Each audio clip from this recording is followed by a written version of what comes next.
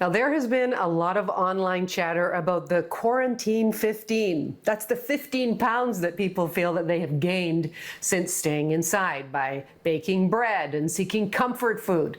Well, we are in the mostly at-home pattern for the summer, if not longer. So how do we stay healthy? Hannah Rakowski is a nutritionist with Choices Markets. Hannah, hello there. Hi, Gloria. Thank you for having me. Well, we know that food has been a comfort to so many people during this pandemic. So how do you see it? I mean, how do you satisfy all our cravings without gaining so much extra weight? Yes, it's been quite a battle for the majority of us, actually. So what we want to do is we want to feel full and satisfied and nourished, but not deprived.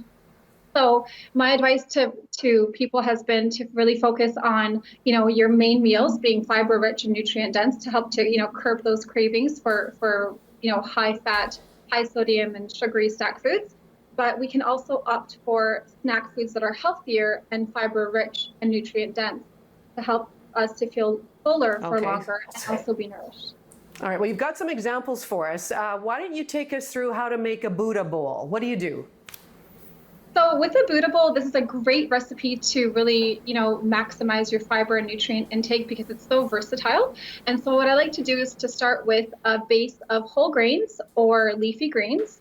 And then you can add a protein source such as chickpeas or beans or tofu, for example. I've used baked tofu in the recipe that's provided. And I also like to use yam wedges to create a good complex carbohydrate source for mental function and energy levels. And then you can add any veggies you have on hand, like broccoli or raw bell peppers, etc. And then what you want to do is top that with a really healthy, nutrient dense, but delicious sauce. So what I've used is a tahini garlic dressing. That sounds lovely. Okay, but meals are one thing, and I can see where that would be filling and nutritious at the same time. But how do you keep snacks, satisfying and healthy? Great question. So what we want to do is we want to make sure that we're reaching for, primarily plant-based snack foods that are high in fiber. So for example, I have here, we have some seed crackers, hummus, and veggies, some raw veggies, and that's going to provide us with about 6 grams of fiber for half a cup of the hummus, plus about 3 grams of fiber for our raw veggies. And so fiber helps to keep us really, really full and also helps with bowel regularity, which is super important, as well as supporting our immune system with all the micronutrients in the veggies, right? We also have some roasted chickpeas. That's going to provide us with 12 grams of fiber for half a cup. And what we want to do is we want to aim for 40 grams of fiber per day. And most Canadians are actually deficient, so that's really important.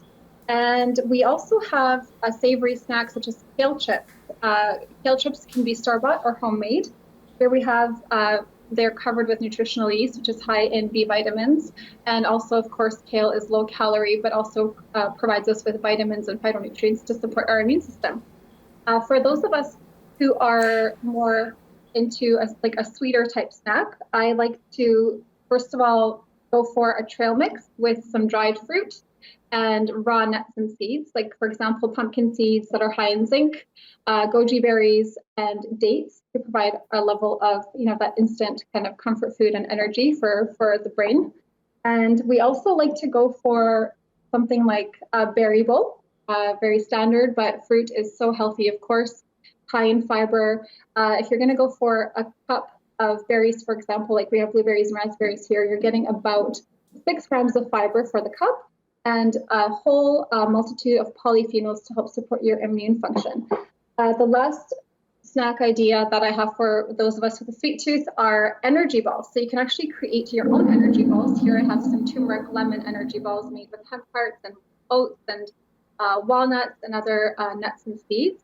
And these will, of course, create that satiating feeling, but also help to satisfy any cravings that we do have. I was just asking for a friend, of course. Yes. When it comes to choices, what kinds of things have you guys had to change to adjust to this COVID-19 hit? I mean, in terms of nutritional classes or demos that you can offer online? Yeah, so business as usual has changed quite vastly for us, but some things haven't changed, and that's our commitment to our customers and making sure we're all connected through educational resources. So what we've done is we've actually moved our entire wellness seminar program completely online, and anyone can register on choicesmarkets.com for those seminars. We currently have a couple more left in May and 6 more coming up in June. On our website, you can also, sign up for our newsletter with upcoming events and other updates regarding the whole situation, as well as, homemade recipe ideas. We've also launched a few social media initiatives now where we're featuring our nutrition team. And what they're doing is basically offering nutrition tips and recipe ideas and product highlights on our social media channels. You can also download our free vegan recipe ebook as well on our website that we've done in collaboration with Veg Expo. And we've also launched cooking tutorials in our social media channels as well. Still staying in touch. Nice to hear. Hannah, thank you very much.